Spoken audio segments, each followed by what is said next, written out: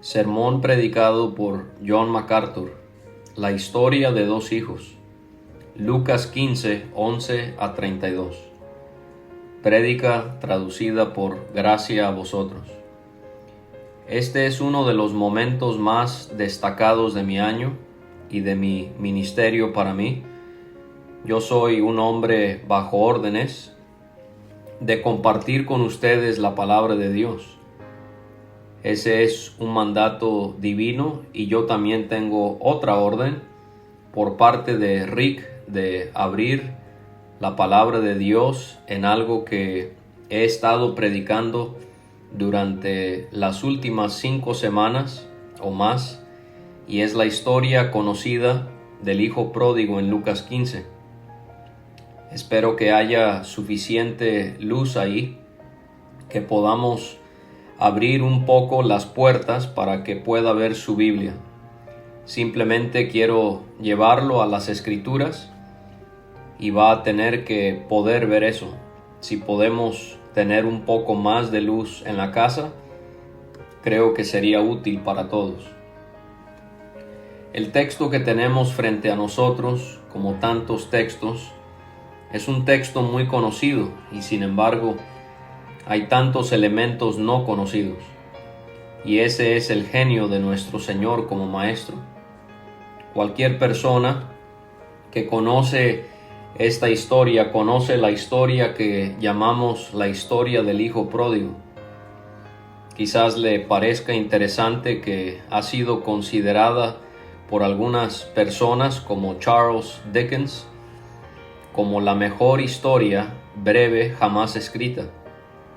También, de acuerdo con Ralph Waldo Emerson, ha sido la mejor historia breve jamás escrita. Ahora eso lo hace pensar, ¿de qué me estoy perdiendo? ¿Hay algo allí que no haya visto? Y realmente lo hay. Para entrar a la historia un poco, simplemente quiero recordarle algunas de las resoluciones de Jonathan Edwards. La resolución número 1 que Jonathan Edwards hizo fue: estoy determinado a hacer lo que creo que más glorifique a Dios. Resolución número 4: estoy determinado a nunca hacer algo, sea en alma o cuerpo, menos o más, sino aquello que lleve a la gloria de Dios.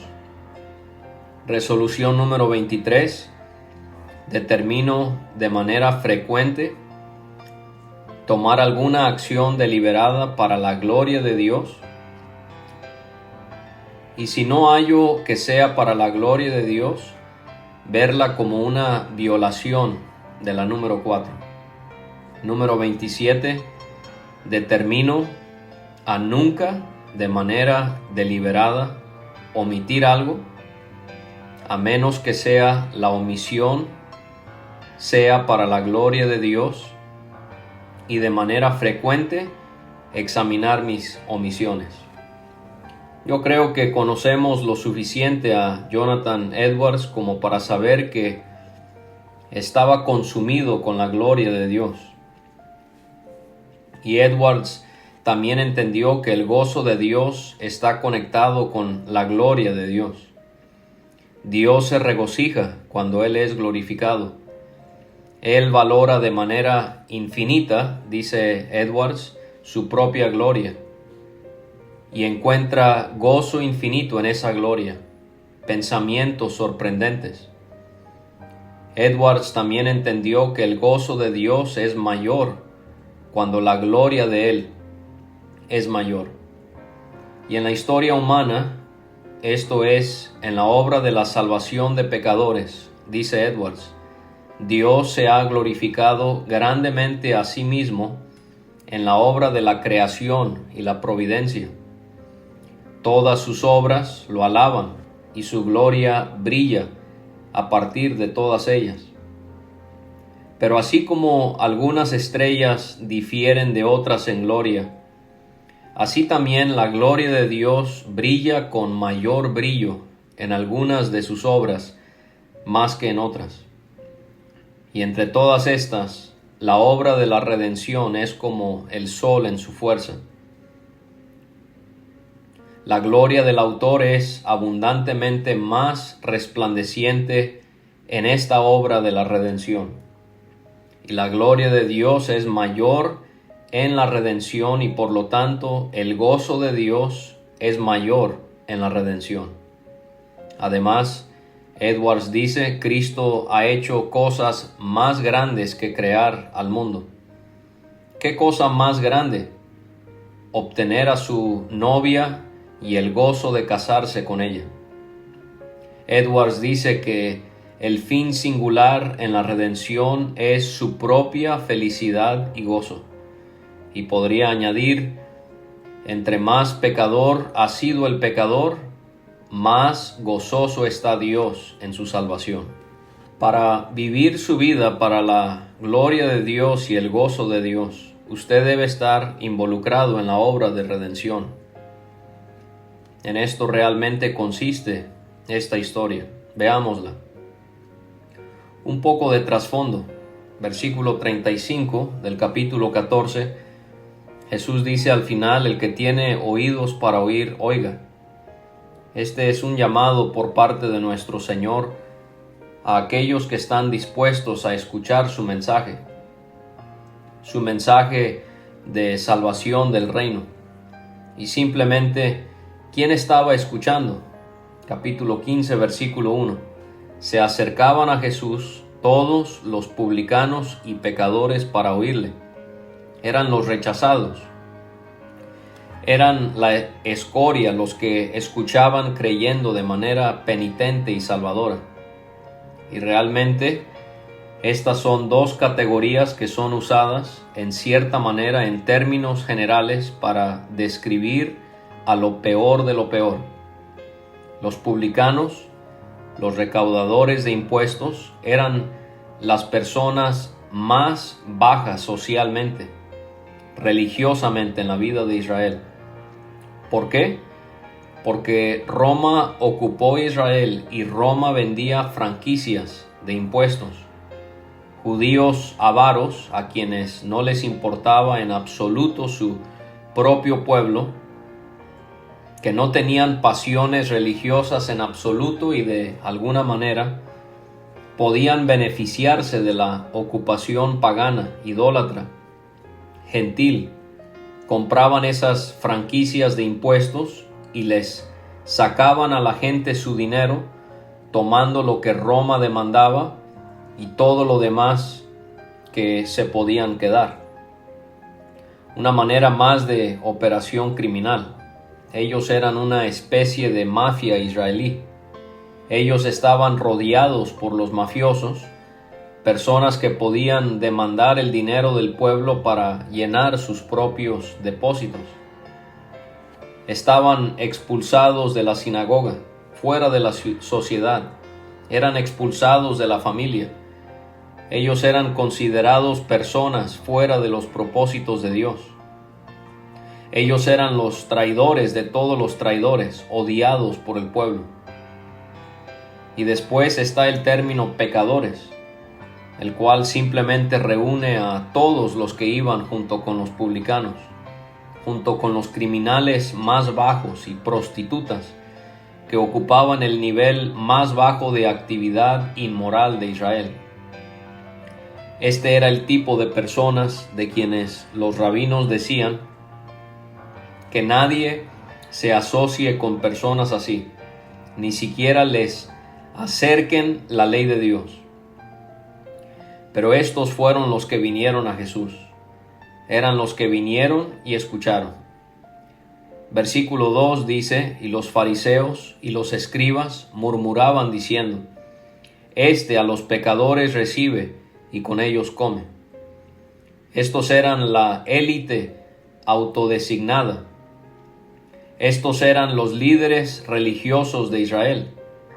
Habían apilado su religión legalista por todas las sinagogas locales y entonces realmente tenían el oído de la gente. Ellos estaban en toda ciudad, en toda villa, en todo lugar a través de la sinagoga. Ellos realmente eran dueños de la sinagoga. Y eso era lo que dominaba la vida de Israel. Eran los justos a sus propios ojos. Ellos creían que usted se ganaba su derecho de entrar al reino de Dios al ser moral por fuera, al cumplir con todas las ceremonias que se demandaban a usted. Ellos eran vistos como los más puros y santos. Eran demasiado puros y demasiado santos como para contaminarse mediante cualquier asociación con pecadores. Y cuando ellos vieron a Jesús asociándose con los pecadores, llegaron a una sola conclusión: Él es satánico porque se asocia con la gente de Satanás. Estas personas eran las personas que eran las personas autodesignadas, religiosas, santas, y menospreciaban a Jesús.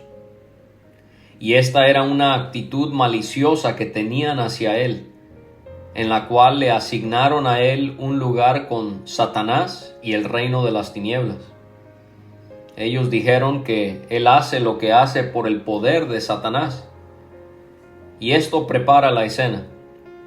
Jesús está haciendo la obra de Dios, la cual es la redención de los pecadores. Eso es lo que glorifica a Dios. Eso es lo que le da gozo a Dios. Ellos lo ven como la obra de Satanás. Así de lejos estaban de Dios. Usted no puede alejarse más de Dios de eso.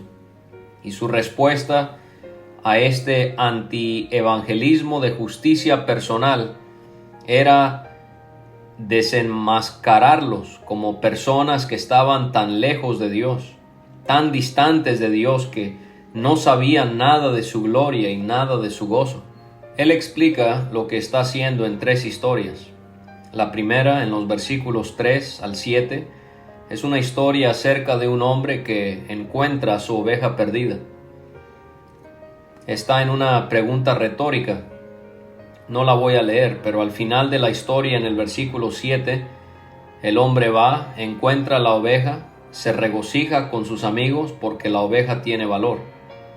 Versículo 7, les digo de la misma manera, habrá más gozo en el cielo por un pecador que se arrepiente que por 99 justos que no necesitan arrepentimiento.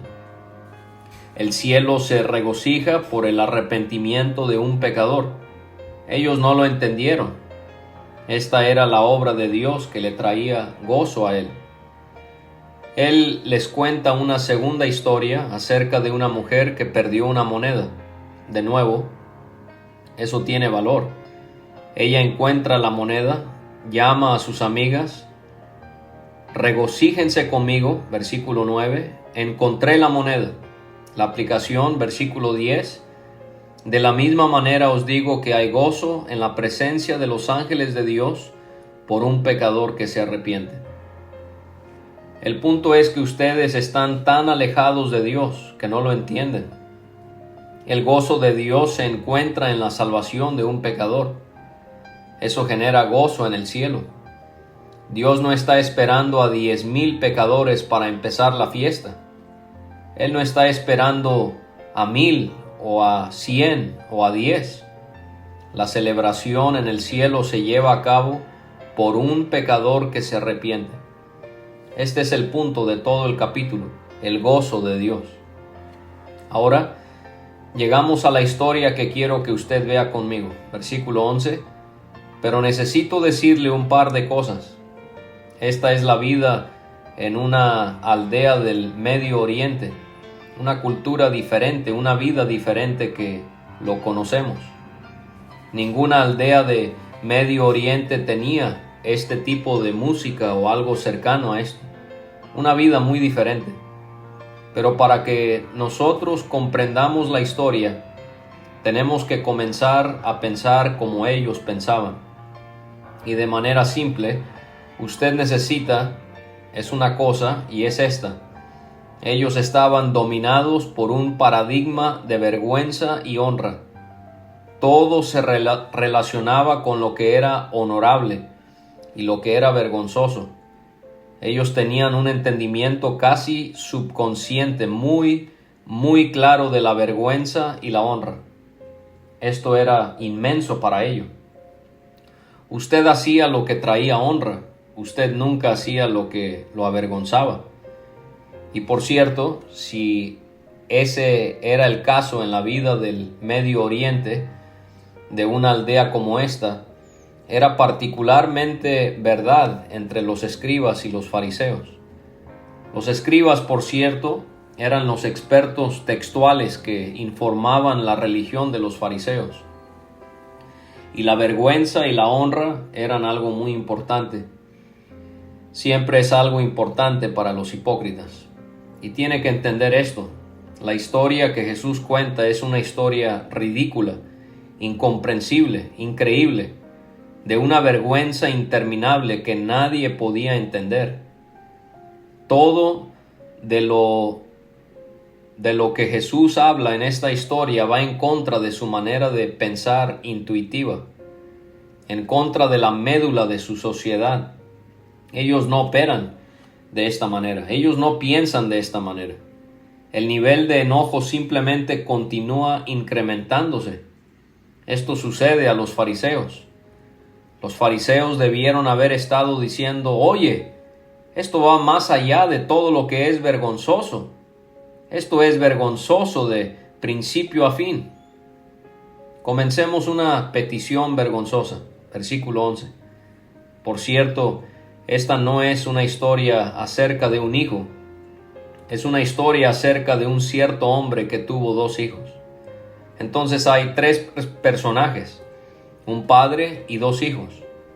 Un hombre tenía 2 hijos y el menor de ellos dijo a su padre: Padre, dame la parte de los bienes que me corresponde. Y en este punto ellos habrían dado un paso atrás. ¿Qué? Esto es impensable. El hijo más joven está pidiendo al padre que le dé su parte de una herencia. Él está fuera de lugar. Hay un rango. Si él es el más joven, alguien es mayor. Él no solo está fuera de rango, esto es irrespetuoso. Esto es egoísta. Usted recibe la herencia cuando el padre muere. Esto es como decir: Padre, me gustaría que estuvieras muerto. Tú me estorbas. Yo quiero lo que es mío, lo quiero ahora y estoy cansado de esperar. Él ve a un padre como un impedimento, una restricción, un punto de estorbo, de responsabilidad. Él no quiere que el padre esté ahí. Él no quiere la responsabilidad. Él quiere libertad, independencia. Él quiere su dinero y lo quiere ahora. Esto totalmente irrespetuoso. Esto es, por cierto, una violación del mandamiento de honrar a sus padres. Él no quiere nada que ver con una relación continua con la familia. Y quiero que observe algo muy importante. Él dice: dame la parte de los bienes que me corresponde. Tas ousios, dame la propiedad y los bienes. Él no quería encargarse de su herencia y comenzar a desarrollarla y usarla para el bienestar de la familia en el futuro. Él quería el dinero en efectivo. Yo quiero los bienes, yo quiero la propiedad, la quiero ahora. Yo no quiero un futuro con esta familia. No te estoy pidiendo que me permitas administrar lo que me pertenece a mí, lo que me toca de manera apropiada y que sería mío cuando muera. Simplemente dámelo ahora y permíteme adueñarme de la administración. No quiere tener nada que ver con el padre, no quiere tener nada que ver con su hermano, nada que ver con la familia jamás. Y no hay precedente en la sociedad judía para esto. Esto es enojo absoluto. Esta es una petición vergonzosa. Y la aldea, como también los fariseos que estaban escuchando, si hubieran habido personas de la aldea en la historia, habrían esperado una cosa: que el padre levantara su mano derecha y le diera una bofetada al joven y que lo castigara de la manera más severa como podría hacerlo, golpeándolo de manera pública, porque el padre debe proteger su honra a toda costa. La petición vergonzosa, no obstante, lleva a una respuesta vergonzosa. Quiero que vea lo que el padre hizo al final del versículo 12. Y le repartió los bienes. ¿Qué? ¿Qué? El padre debe proteger su honra. Y él hace exactamente lo que su hijo rebelde, lleno de odio, pide. Esto es absurdo. Usted debe esperar a que él esté muerto y después el hijo joven recibe 1/3. El mayor recibe 2/3. Pero no hasta que muere el padre.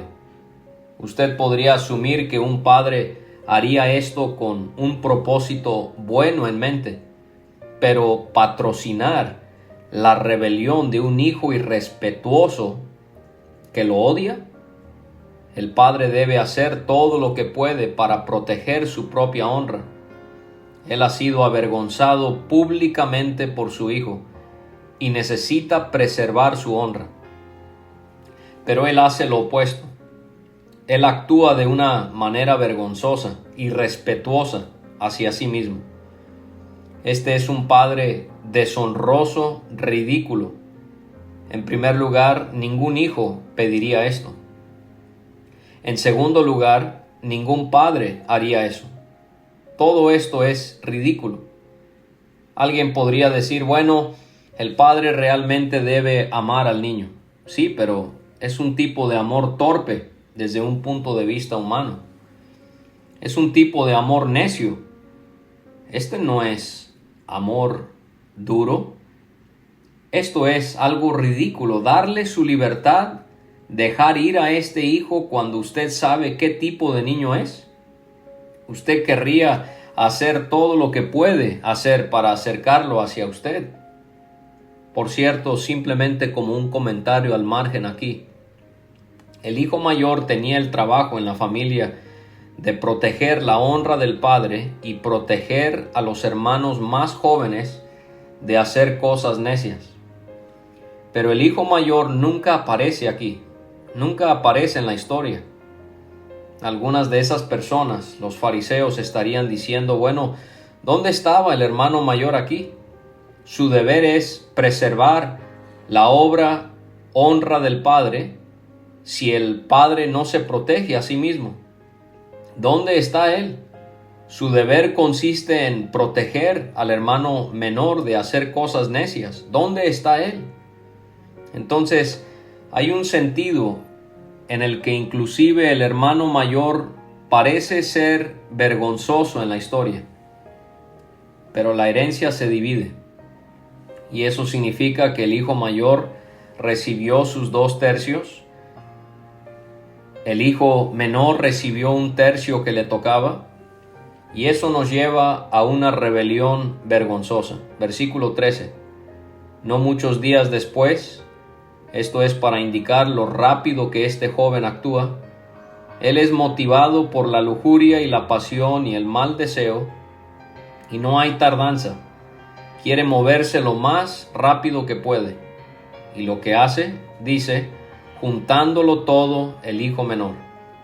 Y en el griego eso simplemente significa que lo convirtió en efectivo. Ahora, ¿cómo toma usted una herencia que se ha estado acumulando durante realmente generaciones? Una herencia muy grande, un patrimonio muy grande, porque hay siervos y hombres que han sido contratados y músicos que han sido contratados. Un animal engordado, todas las cosas que se presentan en la historia indican que es un hombre muy rico. Y liquida eso rápidamente. Bueno, lo puede hacer, pero lo va a tener que vender. ¿Cómo? Descontado. Entonces, él trivializa el valor de esto. Él quiere convertirlo en efectivo. Ahora, en la cultura judía, inclusive si usted lo compraba, no lo podía tomar hasta que el padre muriera. Entonces alguien tiene que estar dispuesto a comprar un futuro. La razón por la que compraban un futuro era porque lo compraban a un precio descontado entonces. Él tiene el efectivo. Él le vende la propiedad a algún comprador que va a tomar esa propiedad cuando el padre muera. Esto es torpe, sacrificar su futuro en el altar de lo inmediato. Él se va en un viaje a un país distante. Este era el punto entero. Aléjate lo más que puedas del hogar, lo más que puedas de la rendición de cuentas, lo más que puedas de la restricción y lo más que puedas del escrutinio de cualquier persona.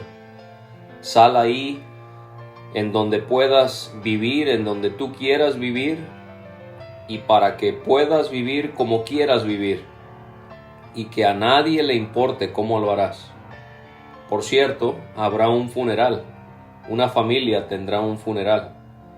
Esa es la razón por la que más tarde en la historia el padre dice en el versículo 24, este hijo estaba muerto. Él estaba muerto para la familia. Una rebelión vergonzosa. Él desperdició su patrimonio viviendo de manera disipada, motivado por la lujuria, el pecado y la intención maligna. Simplemente lo desperdicia de manera total. Ahí es de donde viene la palabra pródigo. Es un término que significa desperdiciar. Él disipa su futuro y no tiene nada que mostrar, viviendo de manera disipada, irresponsable. Más adelante en la historia, su hermano mayor, versículo 30, señala que él desperdició mucho de esto en prostitutas. Todo eso fue su culpa. Hubo algunas cosas que no fueron su culpa. Versículo 14, cuando él se había gastado todo, ocurrió un hambre severa en ese país y él comenzó a tener necesidad. No fue su culpa, pero así es la vida. ¿Y qué sucede en una hambruna? Usted puede leer algunas cosas fascinantes acerca de hambre en la historia antigua. La gente come basura, se come sus sandalias, come los animales de la calle. Pero durante los tiempos de hambre en Israel, cuando estuvieron bajo sitio, el pueblo, inclusive judío, se comió a los bebés que habían nacido.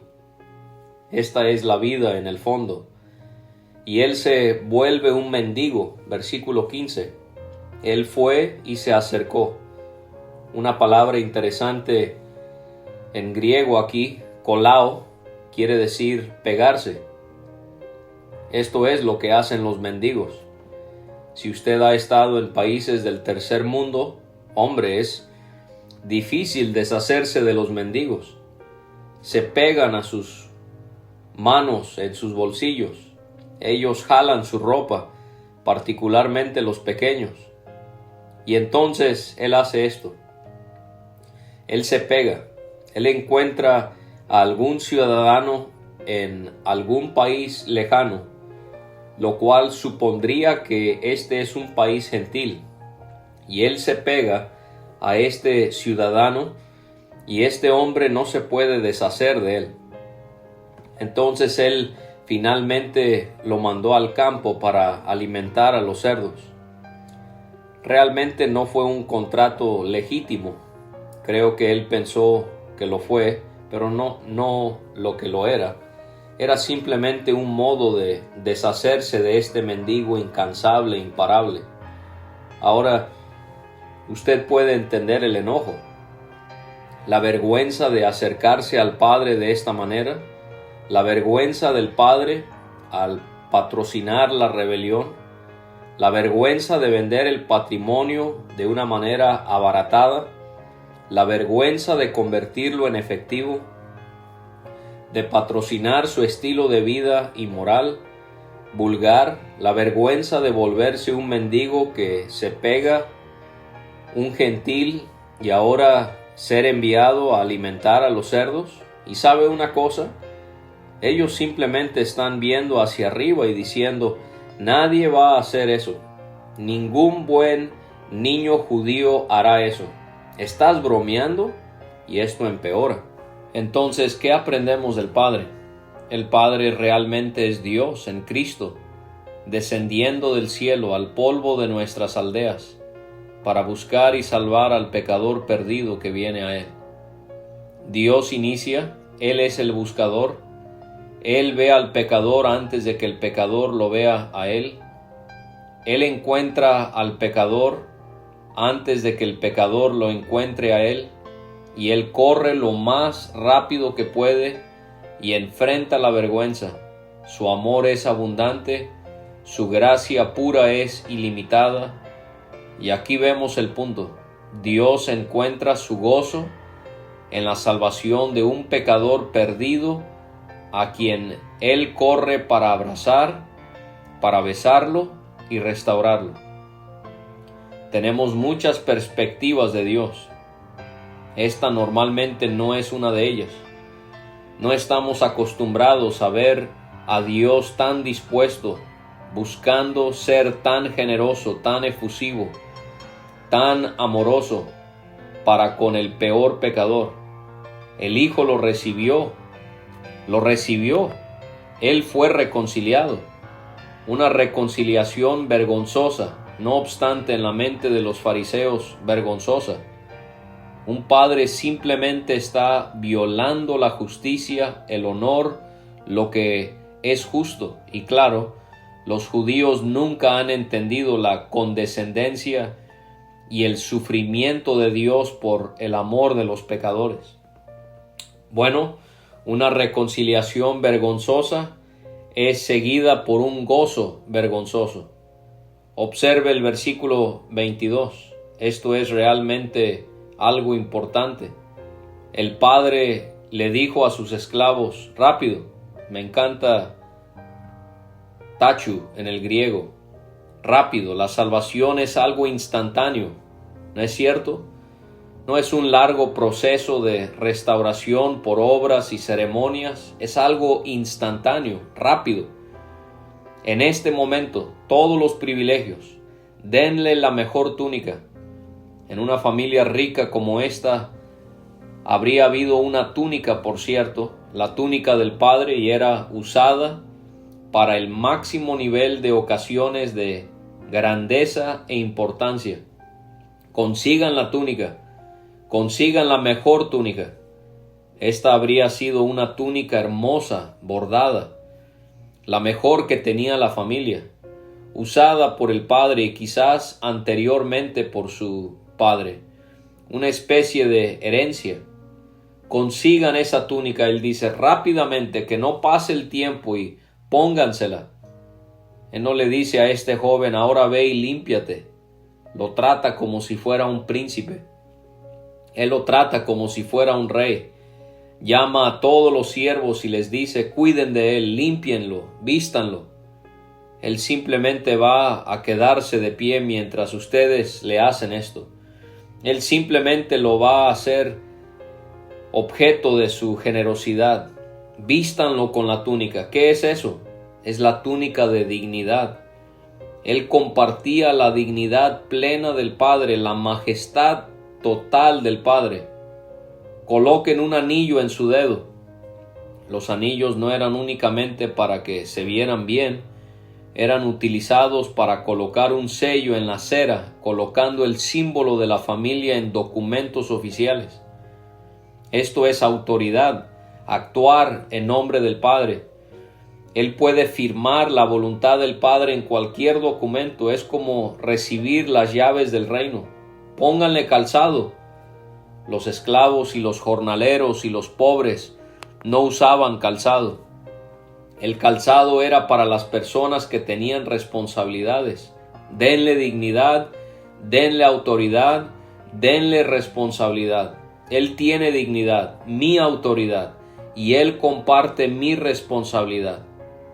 Esto señala que Él está en un estatus de hijo total. Hombre, cómo la gracia triunfa sobre el pecado, cómo la gracia suma triunfa sobre el pecado. Él nos da gracia cuando venimos con la dignidad plena de Dios, conforme somos vestidos con su propia justicia, la autoridad plena de Dios para actuar en representación de Él, coherente con su revelación y responsabilidad para cumplir con su obra en su nombre, en el poder de su Espíritu. Y una vez que el Hijo había recibido todas estas cosas de manera abundante, el versículo 23 dice: y traigan el becerro gordo. La gente rica tenía un becerro que guardaba normalmente para el matrimonio del hijo mayor, pero usted lo usaba para la mejor ocasión y la más grande. Mátenlo. Eso habría sido una operación en sí misma. Habría tomado algo de tiempo. Y por cierto, no lo fileteaban, lo colocaban en una espada enorme. He estado en algunas casas como esas y así es como lo hacen. Lo cortaban en pedazos y chuletas y todo lo demás, lo cocinaban en sus hornos en donde hacían pan. Maten al becerro engordado y comámoslo y regocijémonos, vamos a tener una fiesta. Pero hay algo acerca del Padre aquí que es realmente interesante. Él dice: ¿cuántos jornaleros en casa de mi Padre tienen abundancia de pan? ¿Y sabe lo que le dice a usted acerca de ese hombre? Porque los jornaleros apenas tenían suficiente para vivir al día. Ellos estaban un poco por encima de los que no tenían nada. Y él está diciendo: mi Padre les da a la gente que está en el nivel económico más bajo, más de lo que necesitan. ¿Qué le dice eso acerca del Padre? Que Él es misericordioso, Él es generoso, Él es bueno. Y ahí es donde Él comienza a reconocer la bondad de su Padre. Él es bueno. Él da más de lo necesario, y yo aquí muriendo de hambre. Y Él comienza a confiar en la bondad de su Padre y a confiar en la misericordia y compasión y el amor de su Padre, de lo cual se burló una vez, pero ahora recuerda que era una característica de su Padre. Versículo 18: me levantaré e iré a mi Padre. Voy a confiar en la misericordia de mi Padre, voy a confiar en la bondad y la compasión de mi Padre evidenciada en la manera en la que Él trata a las personas más bajas, y puedo regresar y esperar que de alguna manera Él me reciba. Yo sé que está en la naturaleza de mi Padre, y le diré: Padre, he pecado contra el cielo y contra ti. Ya no soy digno de ser llamado tu hijo. Hazme como a uno de tus jornaleros. ¡Wow! Esto es penoso. Él no solo va a ir a su Padre y va a enfrentar a su Padre y la manera en la que Él ha tratado a su Padre en el pasado, Él va a enfrentar a su hermano mayor. Él tiene que enfrentar a la aldea, a la villa. El Padre ha sido avergonzado, pero también el Hijo. Y Él va a ser el objeto de la burla y el ridículo y el menosprecio de la aldea, porque se demandaba que Él diera esto. Eso era parte del castigo cultural para este tipo de conducta, el sostener en alto la honra del Padre y de la aldea, la villa. No solo eso, Él está esperando años de trabajo duro. ¿Cómo es que usted va a volverse a ganar un tercio de este patrimonio enorme como un jornalero, recibiendo una paga tan baja? Demandará años y años y años y años, y solo después de que todo haya sido recuperado, la restitución está completa, y entonces habrá esperanza de reconciliación. Él sabe que sus pecados son grandes. Versículo 18: he pecado, literalmente en el griego, en el cielo. Es otra manera de decir lo que el Antiguo Testamento dice: mis pecados están tan altos como el cielo. Aquí no se retiene nada. Él sabe en lo que se ha convertido. No pide privilegios en su mente, no tiene derechos. Él ha perdido todo. Él no puede pedir nada. Él no pide estar en la casa del Padre. Él no pide ser un miembro de la familia. Él no pide ser un esclavo en la casa del Padre en absoluto. Lo único que quiere es que el Padre tenga la suficiente misericordia como para que le permita a él trabajar como un jornalero, pagándole el sueldo mínimo durante tantos años como sea necesario para poder recuperar todo lo que él perdió, con la esperanza de que pueda haber una reconciliación. Él ahora ve cuando ha agotado sus alternativas y lo único que tenía era la muerte. Él va a pagar cualquier precio por la vida que su padre posee. Él va a recibir el castigo. Él va a recibir la humillación. Él va a enfrentar el trabajo duro. ¡Qué descripción! Versículo 16. Él está ahí supuestamente alimentando a los cerdos. Y adivine qué. Él anhela llenar su estómago con lo que comen los cerdos porque nadie le estaba dando nada a él. Él salió ahí pensando que quizás tenía un trabajo. Nadie le dio nada y ahora para sobrevivir tiene que pelear con los cerdos por comer la comida que los cerdos comen. Digo, esto es absurdo. Digo, usted va de la riqueza a tratar de meter su rostro entre los cerdos y tratar de comer con los cerdos en el lugar gentil. Digo, la vergüenza va más allá de la comprensión. E inclusive, él se está muriendo de hambre. El versículo 17 dice, voy a morir de hambre. Él no lo puede hacer. Él no puede ganarle a los cerdos en lo que los cerdos comen. ¿Qué es esto? ¿De qué está hablando aquí? Bueno, esto es desesperación. Este es el pecador pobre, privado de todo, hambriento, sin esperanza, en una vida disipada, muriendo. Esto es desesperación. Y la lección, el pecado es rebelión en contra de Dios y Dios le dará a usted la libertad de escoger su pecado. Usted puede escogerlo. Él le dará libertad a usted de tomar su pecado lo más lejos que usted escoja. Llevarlo en la dirección que usted quiera. Aquí está la rebelión de uno que no tenía relación con el que le dio vida. Ninguna relación con el que tenía todas las riquezas que él jamás pudo haber necesitado en toda su vida. Ninguna relación con el que le habría dado un futuro como también un presente. Así es con el pecado. Es un menosprecio hacia la persona de Dios, el gobierno de Dios, la autoridad de Dios, la voluntad de Dios, la bondad de Dios, los recursos de Dios. El pecado es un deseo de correr, de huir de Dios para evitar toda responsabilidad y rendición de cuentas hacia Dios. Es negarle a Dios cualquier lugar en su vida. Es deshonrar a Dios. Es tomar todos los regalos amorosos que están disponibles y desperdiciarlos y alejarse de Dios lo más que pueda usted. Es desperdiciar su vida en una disipación egoísta, en lujuria sin refreno, dándole la espalda a toda la bondad de Dios. Es maldad imparable, es satisfacción egoísta que lo lleva al borde de la muerte. El pecado busca satisfacción afuera y lejos de Dios y nunca la encuentra, y deja al pecador exhausto, vacío, hambriento, sin esperanza.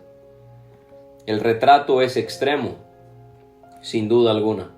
No todo el mundo es tan malo, pero la pregunta es, ¿cómo es que el Padre va a enfrentar a alguien que es así de malo?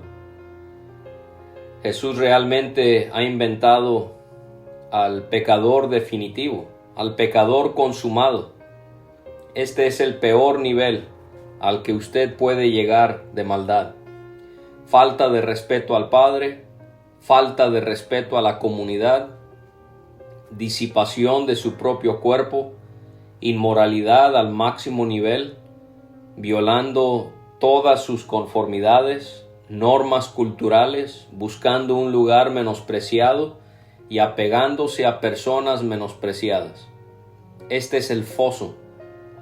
Esta no es la fila para esperar la muerte. Este es el fondo. Este es el pecador definitivo, y no todo pecador es tan malo, pero es muy importante entender cómo es que este padre va a enfrentar a alguien así. Y la vergüenza no se ha acabado. Un arrepentimiento vergonzoso sigue, versículo 17. Y cuando volvió en sí. Por cierto, ese siempre es el comienzo del arrepentimiento. Cuando usted comienza a evaluar su verdadera condición. Él dijo: ¿cuántos jornaleros en la casa de mi padre tienen abundancia de pan? Y yo aquí perezco de hambre. Una pequeña nota aquí que muestra que Jesús habla con una economía de palabras que siempre me asombra. Él dice abundancia. ¡Wow! Permítame hablarle de un jornalero. La estructura social, claro que usted tenía a los que eran dueños de las tierras, las personas con dinero, y después tenía a los granjeros que rentaban los pequeños terrenos de la tierra y trabajaban la tierra. Y tenía a los pequeños dueños de tiendas que quizás tenían su propio negocio aquí y allá, pequeños artesanos que hacían ciertas cosas. Después, usted tenía a los siervos. Los siervos eran una categoría de personas que básicamente eran parte de la familia. Ellos eran contratados, usted les proveía casa, los alimentaba y servían, y realmente eran parte de la familia. Después usted tenía los que son llamados aquí los mixtos, jornaleros. Son las personas contratadas. Eran los que trabajaban por día. Estaban ahí simplemente esperando que alguien los contratara, como dice la parábola de Jesús, en donde habla del hombre que tenía una cosecha y fue a la ciudad a buscar personal a las 6 de la mañana, a las 9 de la mañana y a las 12 y después a las 3, tratando de encontrar a personas que pudieran venir y trabajar durante el día. Ahí atrás en Levítico dice que cuando usted contrata a un jornalero, le tiene que pagar el final del día, no puede retener su sueldo a lo largo de la noche, porque él dice que el jornalero espera eso. Él tiene que alimentar a su familia. Él trabaja un día a la vez. Estas son personas que están en el nivel bajo de la escala. La mayoría de ellos hacían trabajos muy sencillos, aunque algunos de ellos eran artesanos de cierto nivel. Aquí hay un pecador en arrepentimiento verdadero. Él ha llegado al punto de desesperación que se reconoce que este es el camino de la muerte. Él quiere la reconciliación. Él está dispuesto a confesar que sus pecados son tan altos como los cielos. Él sabe que no tiene derechos ni privilegios, ni puede demandar nada. Él quiere reconciliación a costa de lo que sea, inclusive una vida de trabajo duro. Hombre, ese es el verdadero tipo de arrepentimiento. ¡Qué descripción! ¡Qué retrato! En este punto, los fariseos y los escribas están diciéndose a sí mismos: bueno, eso es exactamente lo que el joven debe hacer. Esto es lo primero que tiene algo de sentido. Esto es lo que debe hacer. Y lo hizo, versículo 20. Y levantándose, vino a su padre.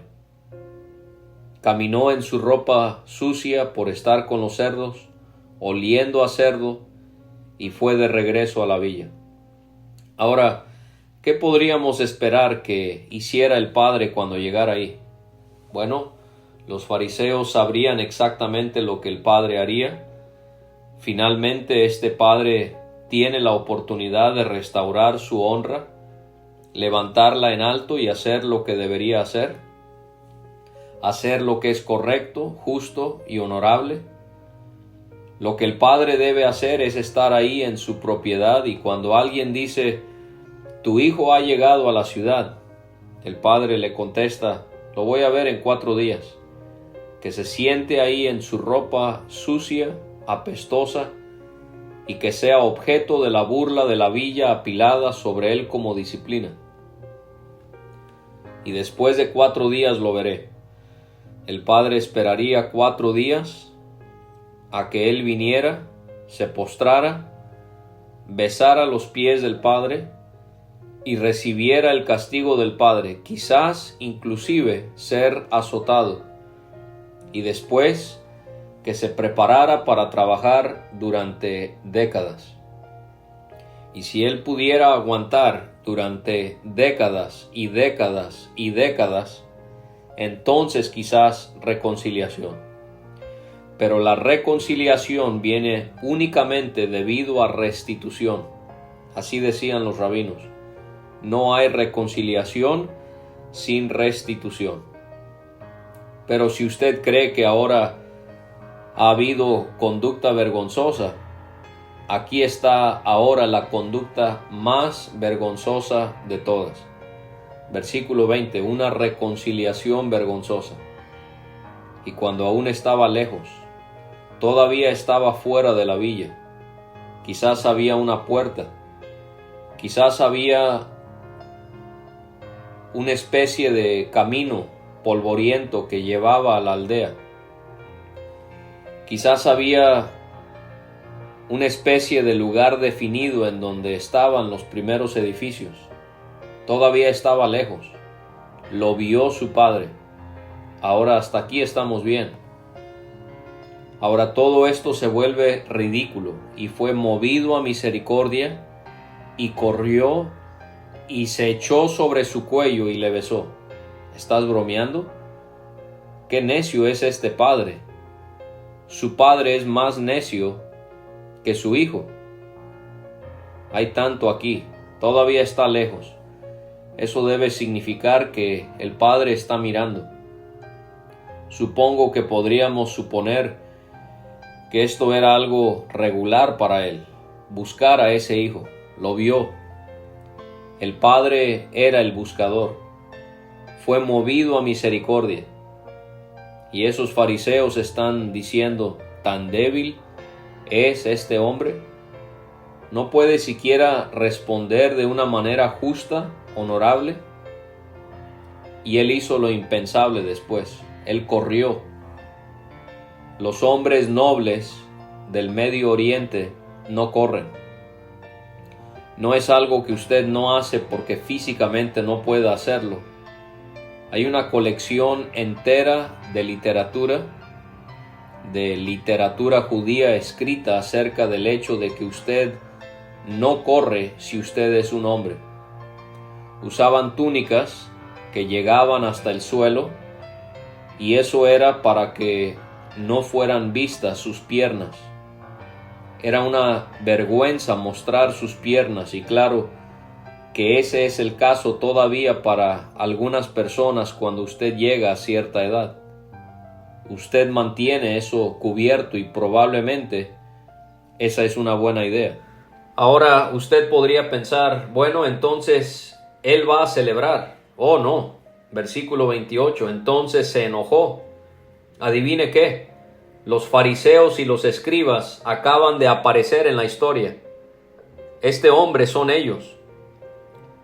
Este hombre es ellos. Acaban de aparecer en la historia. Ellos estaban enojados porque Dios en Cristo estaba aceptando a pecadores. Eso era lo que les molestaba, y están en la historia. Por cierto, se hace referencia a ellos como los 99 que no necesitaban arrepentimiento. Nunca se vieron a sí mismos como pecadores. Él se enojó y no estaba dispuesto a entrar. Yo no voy a ser parte de nada que sea vergonzoso. El padre es vergonzoso, el hijo es vergonzoso, la gente de la aldea que está celebrando es vergonzosa. Este no es el momento para honrar al padre. El padre es un necio. Usted no le da honra a un hombre que es un necio. Reacción vergonzosa. No, él había estado en el hogar. Él no tenía relación alguna con su padre. Él está tan perdido como su hermano. Los fariseos y los escribas estaban tan perdidos como los publicanos y los pecadores. Nada más que era un tipo de condición de perdición diferente. Algunos están perdidos en el país lejano. Algunos están perdidos cerca de Dios, cerca de la iglesia. ¿Y sabe una cosa? Si la verdad fuera conocida, los legalistas, la gente religiosa superficial, tienen celo de los pródigos, porque por dentro tienen las mismas lujurias, los mismos deseos pecaminosos, pero nunca son satisfechos. Ellos tienen el mismo anhelo de pecado e iniquidad y tienen celos y tienen envidia de aquellos que dan rienda suelta al máximo nivel y no les importa lo que la gente piensa. Ellos lo hacen porque su enfoque para tener las cosas es conformarse externamente y entonces están en la historia. Pero usted sabe, desde su punto de vista estarían diciendo finalmente un hombre sensato, finalmente un hombre que no entiende. Oye, esto es indignación justa. Este hombre nos cae bien.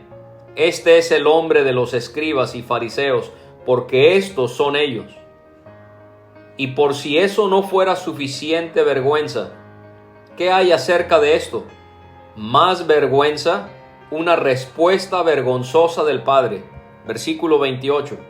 Salió por tanto su padre y le rogaba que entrase. Esto es simplemente increíble. El padre vuelve a descender. Un retrato de condescendencia. Deja la fiesta, deja la celebración en donde él es el invitado de honor. Discúlpeme, tengo que salir. Y desciende en la noche, en la oscuridad. Encuentra a este hipócrita que lo odia y le ruega que venga a fiesta. Este es otro acto vergonzoso, ridículo. ¿Acaso este padre no está dispuesto a castigar a cualquier hijo que lo insulta? Y por cierto, él le ruega de un modo prolongado. No hay un golpe público, no hay azotes. El padre está rogando. Pero la respuesta en el versículo 29, mas él respondiendo dijo al padre, he aquí tantos años te sirvo. ¿Usted no le dice esto a un padre? ¿No le dice eso con total falta de respeto, menosprecio total? Esta es su manera de decir, me gustaría que estuvieras muerto también. Mira, durante tantos años te he estado sirviendo. Así es como hacen los legalistas. Es un deber, es amargo. Nunca he descuidado un mandato tuyo. Hombre, aquí hay engaño. Es como el joven rico que dijo que había guardado todos los mandamientos. Así es con los farsantes hipócritas religiosos. No quieren admitir su pecado. He estado matándome en este servicio para ti, para tener el patrimonio que quiero. Nunca he descuidado un mandato, nunca me diste una cabra, mucho menos un cordero para que pudiera disfrutar con mis amigos. Él quería una fiesta para él, pero no con el padre y no con el hermano. Él tenía otros amigos, él tenía su propio grupo. Los hipócritas se juntan con hipócritas. Pero el meollo en esa cultura es que si usted corría, tenía que jalarlo y mostrar sus piernas. Eso era algo vergonzoso. De hecho, la literatura inclusive dice que un sacerdote, cuando está haciendo sacrificio, no puede levantar su túnica del suelo para evitar que se manche de sangre. Hubo un rabino que condenó a un hombre por levantar su túnica sobre sus rodillas mientras que caminaba en medio de los espinos para evitar que se atorara. Usted simplemente no corría. En primer lugar, usted no corría porque no era algo digno. Usted no corría porque se movía de una manera apropiada, honorable. Y usted no corría porque sería una vergüenza si alguien viera la parte de abajo de su cuerpo, sus piernas. Y si usted lo jalaba lo suficiente y corría con suficiente fuerza, podían ver más que sus piernas. Esta palabra corrió en el griego es la palabra para correr a máxima velocidad en una carrera. Este hombre salió de su casa y sale corriendo a toda velocidad por el medio del pueblo hacia su hijo. Y la gente en el pueblo, en una villa del Medio Oriente, habría estado asombrada ante este acto indecente, vergonzoso. Los rabinos decían que un hombre ni siquiera puede brincar por temor de que alguien pueda ver la parte de abajo de sus piernas. De hecho, las túnicas eran llamadas midabute, lo cual significa aquello que me da honor. Entonces, ¿qué está haciendo? Él está corriendo en medio del pueblo, avergonzándose a sí mismo, recibiendo el abuso, enfrentando el abuso. Esto es abnegado. Esto no es egoísta. Esto es condescendencia. Se está despojando de sí mismo. ¿Y por qué está haciendo esto? Porque él quiere, escuche esto, él quiere llegar al hijo tan pronto que llegue a la villa, porque tan pronto ese hijo llegue a la aldea, él será objeto de burla y escarnio y será objeto de vergüenza y ridículo. Y el padre corre por el medio de la aldea y enfrenta la vergüenza para abrazar al hijo antes de que él sea objeto de vergüenza. Esta es una conducta francamente loca para un hombre noble judío del Medio Oriente. Él lo abrazó, abraza al rebelde que huele a cerdo y lo besa. En el griego lo besó repetidamente. Es costumbre besarlo por toda la cabeza. Simplemente lo besó por toda la cabeza.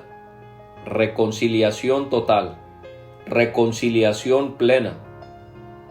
No hay vergüenza para el hijo. El padre ha enfrentado la vergüenza. El padre salió de su hogar, que era un palacio, descendió, vino a la villa, corrió a máxima velocidad, enfrentó toda la burla y la vergüenza, abrazó al hijo y lo besó por toda la cabeza, y todo el mundo sabía que él lo había recibido de manera plena como hijo. No hubo vergüenza para este hijo. Él debería haber sido golpeado. Él debería haberse sentado ahí y enfrentado la vergüenza. Eso es lo que ellos pensaban. ¿Qué es eso? Le voy a decir lo que era en una palabra: gracia.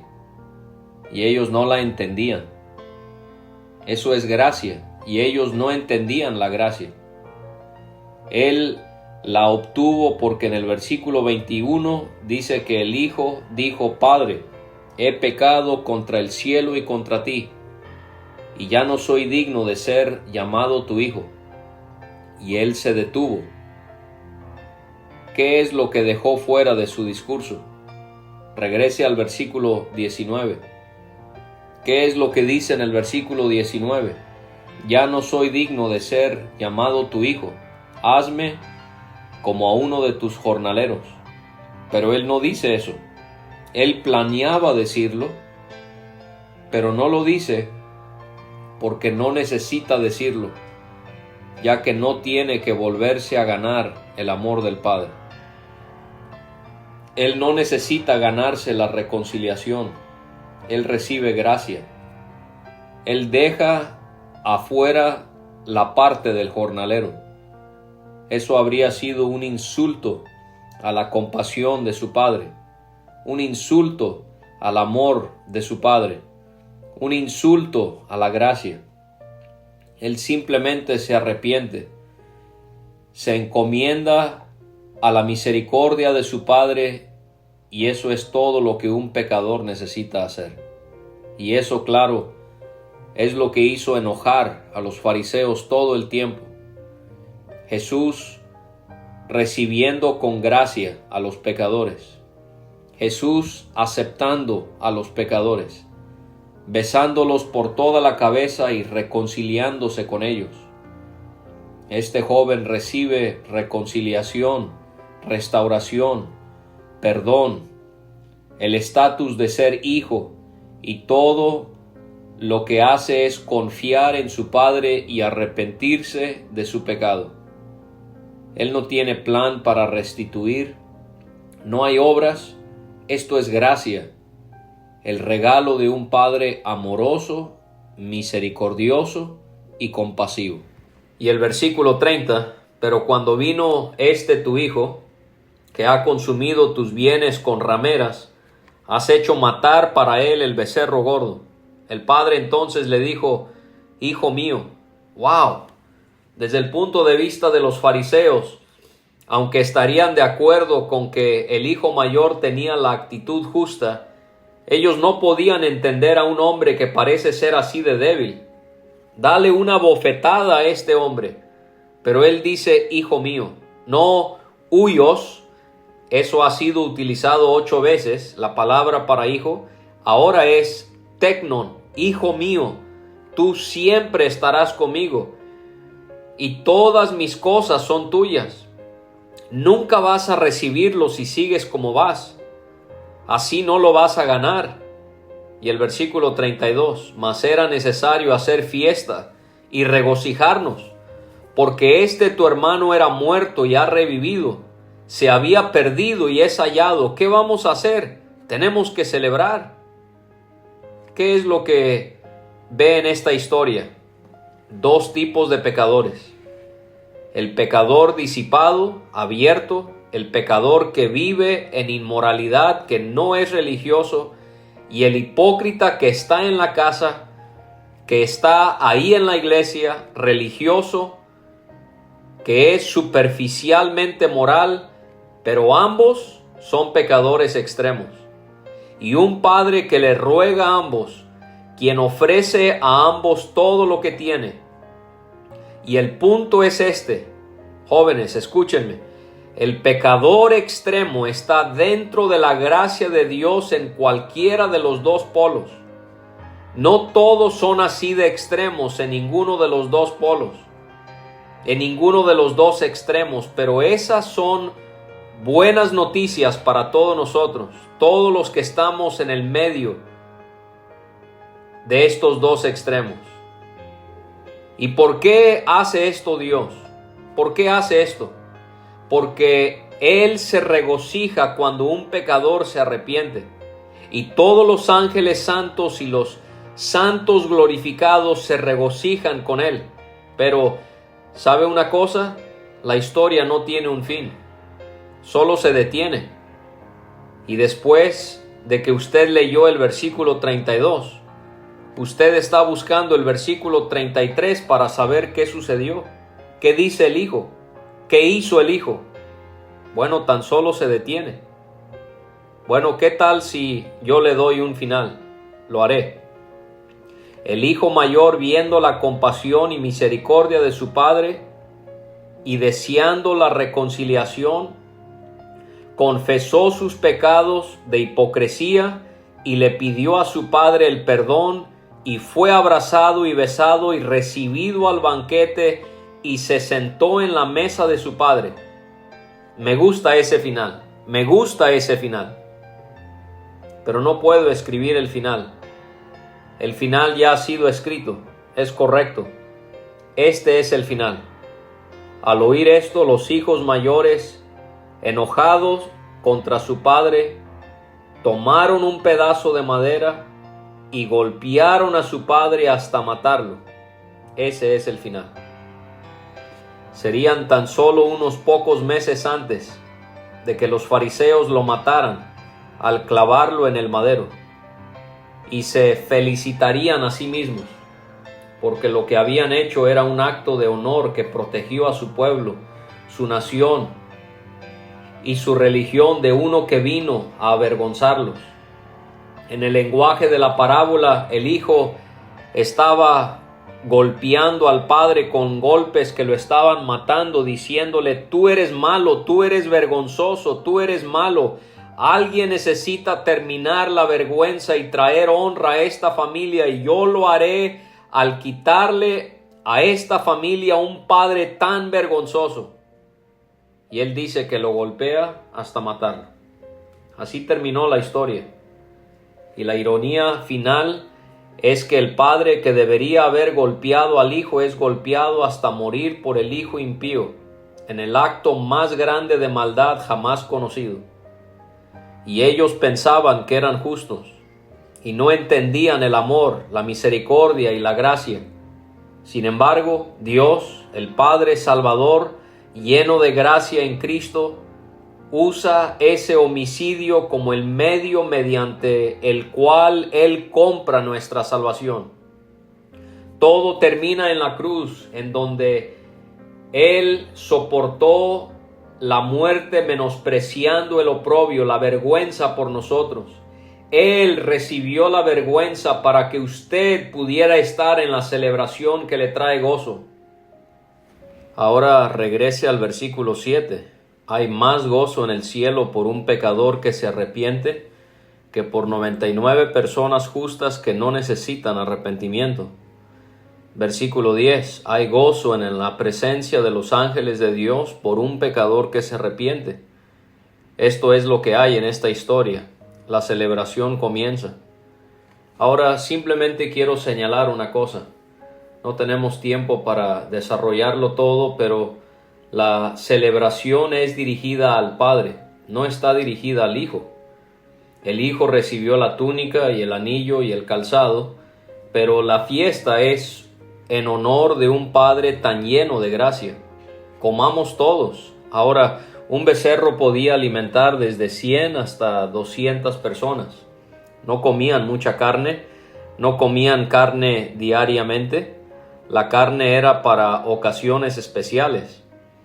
Y esto podría ser para alimentar a 100 a 200 personas para disfrutar de esto.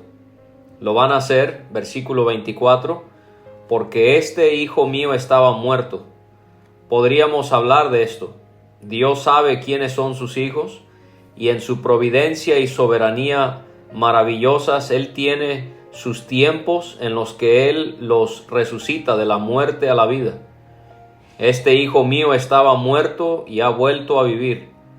Él estaba perdido y ha sido hallado, y comenzaron a regocijarse. Ellos comenzaron porque la fiesta nunca terminará. La celebración por la redención de todo pecador continuará por siempre. Y el objeto de la celebración será Dios, Dios, Dios, el Dios Salvador. Bueno, esto es otra cosa que causa enojo a los fariseos y saduceos que están escuchando. Ahora todo esto va más allá de lo ridículo. Se está volviendo irritante, algo que agita. Esto es como uñas que están en un pizarrón. Esto es simplemente demasiado contrario a lo que se acostumbra y es vergonzoso. El padre ahora está actuando de manera torpe. Está dándole todo esto al hijo y después tiene una celebración como si hubiera ganado algo de honra. Ningún personaje como este había existido en su mundo. No había ningún hijo así. No había ningún padre que hiciera esto. No había hijos como estos y padres como estos. Y aquí los está desenmascarando. Ellos no conocían a Dios. Bueno, llegamos a la conclusión sorprendente. Una reacción vergonzosa. Versículo 25. Cubriremos esto en tan solo unos minutos. y su hijo mayor estaba en el campo, y cuando vino y llegó cerca de la casa, por cierto, ¿no pensaría usted que el hijo mayor supuestamente debía planear estas grandes celebraciones? Era su responsabilidad. Su padre nunca ni siquiera le consultó. Él ni siquiera le dijo acerca de esto, ni siquiera envió a un mensajero. ¿Por qué? Él sabía que no tenía relación tampoco con él. Él también odiaba a su padre. Él estaba también distanciado de su padre. Él simplemente estuvo ahí, se quedó en la casa, pero no tenía relación alguna con su padre. Y esa es la razón por la que él no defendió al principio la honra de su padre y no trató de proteger a su hermano de hacer algo tan torpe como lo que quería hacer. Este hombre no tuvo ninguna función en nada porque él estaba en la casa. Él no tenía relación con el padre. El padre sabía que él no se preocupaba por su hermano y sabía que él no tenía interés en su propio gozo. Y entonces, él no fue parte de esto. Él no estaba trabajando. Simplemente se estaba asegurando que la gente trabajara. Su padre lo dejó allí hasta que llegara a casa en el tiempo normal al final del día. Ya para cuando la fiesta había comenzado, él llegó, se acercó a casa, oyó música y baile, le habló a uno de los siervos, de hecho, paidión, niños. Estos eran niños de la villa que estaban afuera. Usted sabe, la gente joven que estaba ahí mientras que los adultos estaban en la fiesta. Él se acerca a uno de los niños jóvenes, comienza a preguntarle qué podían ser estas cosas. Él está totalmente en la oscuridad, no entiende, no tiene parte en toda esta escena redentora. Y este niño en el versículo 27 dice: tu hermano ha venido y tu padre ha hecho matar el becerro gordo por haberle recibido bueno y sano. Esa frase breve, bueno y sano, entero, de hecho está conectado con shalom. Lo ha recibido con shalom. Él está en paz con su padre, reconciliación total.